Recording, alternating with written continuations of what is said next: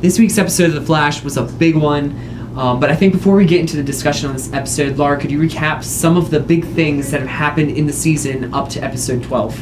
So this season has basically been watching Barry grow in his powers after he got them. Because we see in the very first episode how he got his powers through the particle accelerator basically just, blowing up. And through that, we see how he gets in contact with Star Labs and the people he meets through that, Cisco and Kate and Dr. Wells, who that is going to be a big discussion point today. More on that later. Yeah.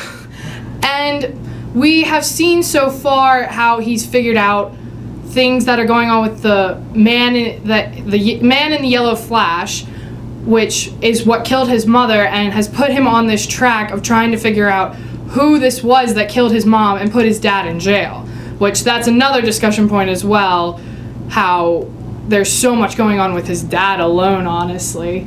Yeah, and you get the idea at this point in the season that things are starting to ramp up towards an end game. In fact, Wells says that in the last episode. He says that he's closing in on his end game, and I think there was a double meaning there. So that in mind, let's start by talking about Caitlin Snow. This was a huge episode for Caitlin. I think it was necessary. Up to this point in the season, she was pretty one-dimensional. We saw that she did have a little bit of development when we got the backstory about the incident that killed her fiance, played by Robbie Amell. This episode was big because we got to see her break out of her shell. She and Barry had those awesome bar scenes. If you didn't know, actually, Grant Gustin, he was in Glee, so he got to tap into his pedigree there for a little bit when he did karaoke.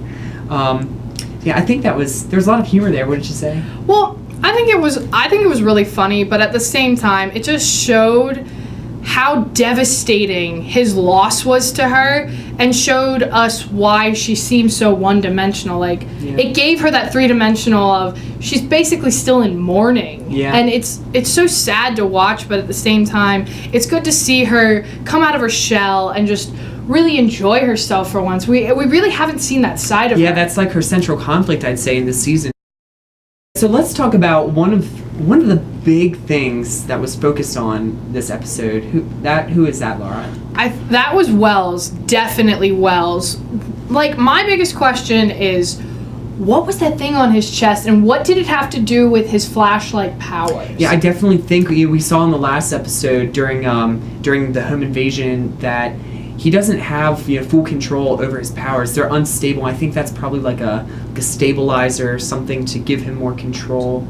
I know, but what I got from the computer was it's using his powers maybe to keep him here in this time period. That'd be very interesting too. Because it said how it was it almost sounded like his powers were at 35%, because I remember hearing that number, but it really confused me, in all honesty. Because there was a lot of things with Wells, you don't get much of an explanation, which definitely, it's cool, but at the same time, I mean, it draws me to his character to want to know what happens to him, but at the same time, it's where are you going with it? Yeah, I think the reason it is so vague is because, we know that time travel exists in this universe. It will be introduced in episode 18, I believe. But we don't know how it works. Time travel works differently in different forms of media. So I think a lot of the mystery behind Wells is tied into how time travel is going to be working in this universe. But yeah, it's very interesting. It's all I'm kind of I feel like Wells is shaping up to be a really powerful opponent just because he's a master manipulator. Not only does he have Flash powers, but he also has this capability to think years and years in advance to set events in motion. He's manipulating time. How do you fight someone who is, physically superior as well as intellectually superior? So the episode ended on a very huge cliffhanger. We've seen some glimpses of this guy in previous episodes, and Laura has an excellent theory as to what is going on with Gorilla Grodd.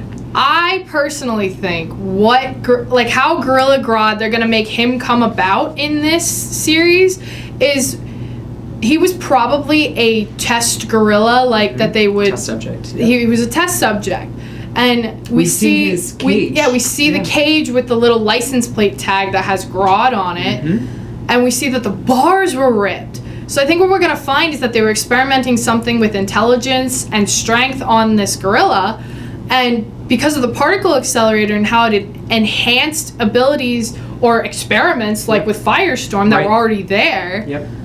That we're gonna see that because of the particle accelerator, it created this crazy super intelligent, creature. gorilla that is gonna become soon, hopefully, I hope within the next couple of episodes, becomes a big player in this, because we've looked up stuff about him and he is a big villain to the Flash, and I'm very interested to see. Almost like the Flash is like his arch nemesis, Yeah, and I'm interested to see how that relationship is going to play out, and how they're going to do this Gorilla Grodd thing.